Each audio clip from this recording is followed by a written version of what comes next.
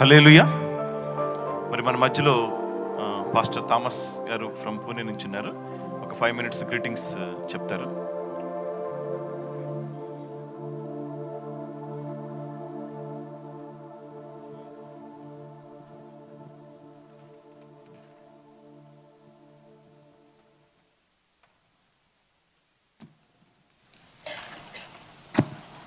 దేవుని నామమునకు మహిమ కలుగును గాక. హల్లెలూయా. 2 చేతులతో ఒకసారి హల్లెలూయా చెప్దామా? 3వ అంతర్జాతీయ గుడారాల పండుగకి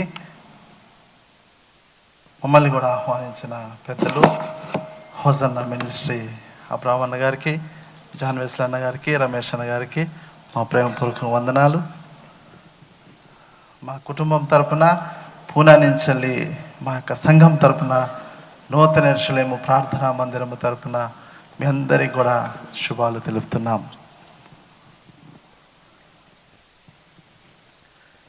ఈ యొక్క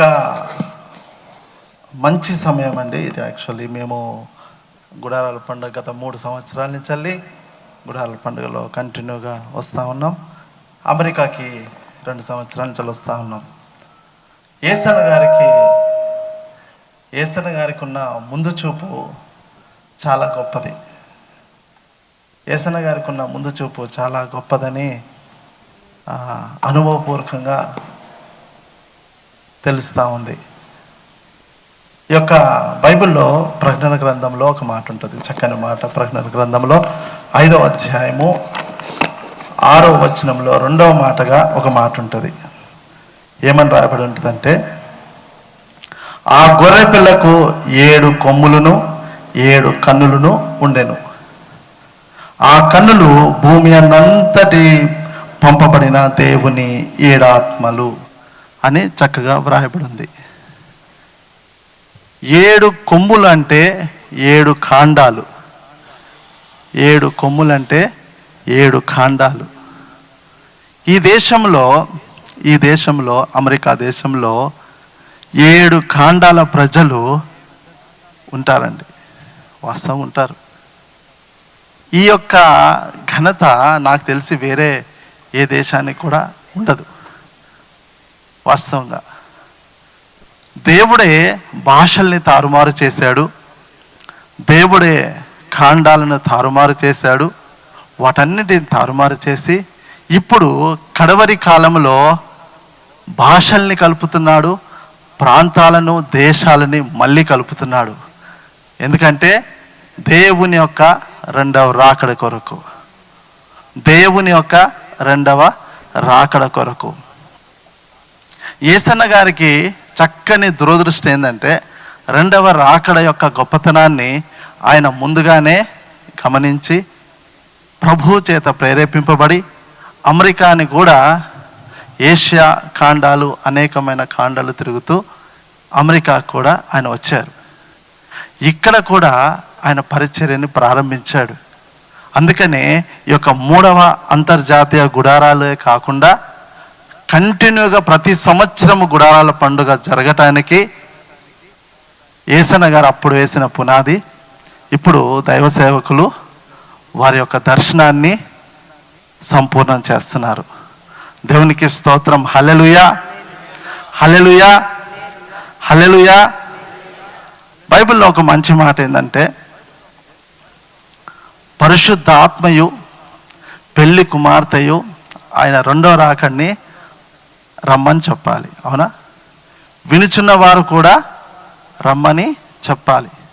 వినుచున్న వారు ఏమని చెప్పాలి అంటే హోసన్నా అని చెప్పాలి. ఆయన సంఘానికి అదే పేరు పెట్టాడు. యెరూషలేముకి వస్తున్న ప్రజలు హోసన్నా హోసన్నా అని కేకలేశారు.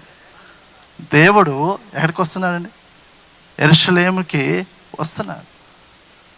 ప్రజలు హోసన్నా హోసన్నా అని కేకలేస్తున్నారు. ఇప్పుడు కూడా మళ్ళీ యెరూషలేముకే వస్తాడు 2వ రాకడ. మనం ఇక్కడున్నా ప్రభు అక్కడికే వస్తాడు. ఇక్కడి నుంచి మనల్ని అక్కడికి తీసుకెళ్తాడు. ఇప్పుడు వింటున్న మనందరం ఇక్కడున్నా హోసన్నా అని చెప్పాలి. యేసన్న గారి యొక్క దూరదృష్టి చాలా గొప్పది.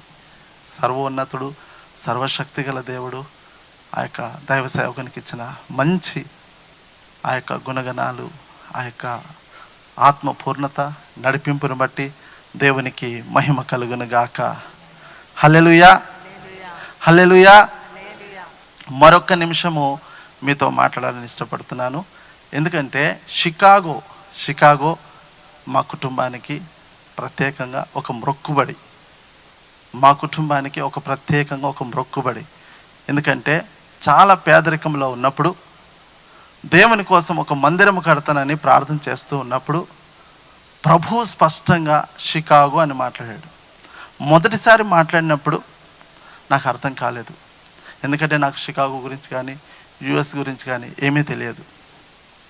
వాస్తవంగా చెప్పాలంటే అదే ప్రార్థన మళ్ళీ చేస్తున్నప్పుడు రెండవసారి స్పష్టంగా దేవుడు అదే షికాగో అని మాట్లాడాడు. అప్పుడు నాకు స్పష్టంగా అర్థమైంది, షికాగోలో చర్చ్ కట్టాలని, దేవుడు దీవిస్తాడని ఒక కన్ఫర్మేషన్.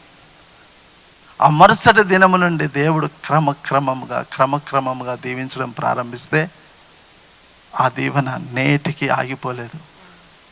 దేవుడు దీవిస్తూనే ఉన్నాడు. ఈరోజు మేము ముందున్నాము.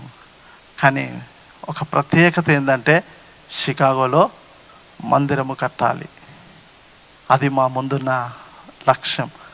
అది దైవ నిర్ణయం అండి, మా నిర్ణయం కాదు, దేవుని సంకల్పం, దేవుని నిర్ణయం కనుక దేవుడే ఈ కార్యాన్ని చేస్తాడని విశ్వాసంతో ఉన్నాం, నమ్మకంతో ఉన్నాం. ప్రతి డోర్ నాకు చేస్తున్నాం షికాగో గురించి. దేవుడు ఎక్కడి నుంచి మార్గాలు తెరుస్తాడో మాకైతే తెలియదు. దేవుడు మార్గాలు తప్పకుండా తెరుస్తాడని విశ్వసిస్తున్నాం.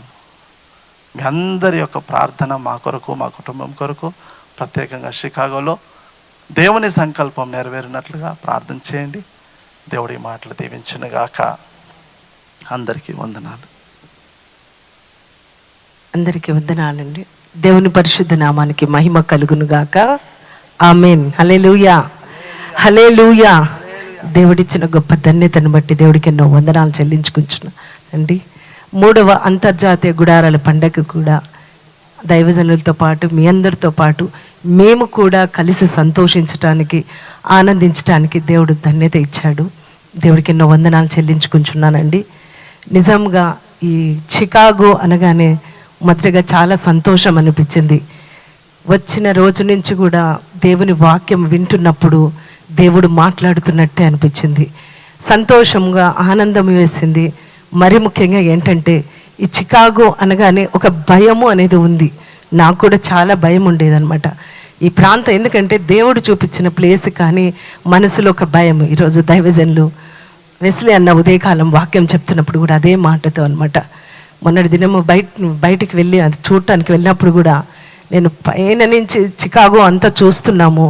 అప్పుడు అన్నతో ఒక మాట అన్నాను, అన్న దేవుడు చూపించిన ప్లేస్ ఇది అన్నప్పుడు అప్పుడు చాలా ఎగ్జాంపుల్ ఇచ్చి బలపరిచాడు. ఈరోజు ఉదయకాలం కూడా బలపరిచాడు.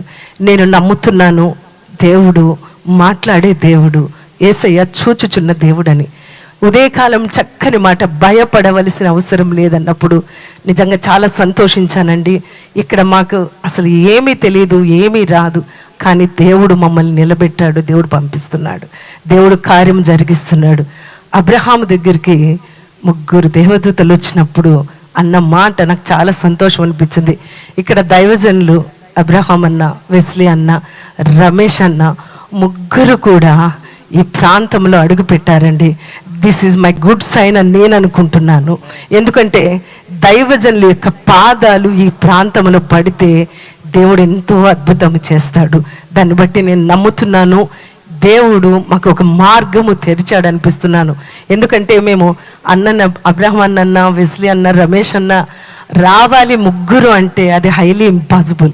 బట్ ఈ 2024వ సంవత్సరము ఈ 3వ అంతర్జాతీయ గుడారాల పండగలో మేము కలుసుకోవటానికి దేవుడు మాకు ఒక సూచన ఇవ్వటానికి దేవుడు కృప చూపించాడు.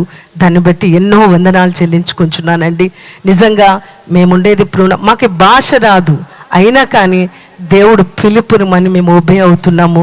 దేవుడు కార్యం చేస్తున్నాడు. నిజంగా దైవజనులు 3 కూడా మొదటి దినం అబ్రహాం అన్న చెప్పిన వాక్యము వెస్లీ అన్న వాక్యము, ఆ మాట అయితే నాకు చాలా సంతోషం అనిపిస్తుంది. మొదటి రోజే లాజరస్ గారు ఒక మాట అన్నారు, హబక్కుకు రాసిన సంవత్సరాలు జరుగుచుండగా ఆయన కార్యాలు నూతనమంట.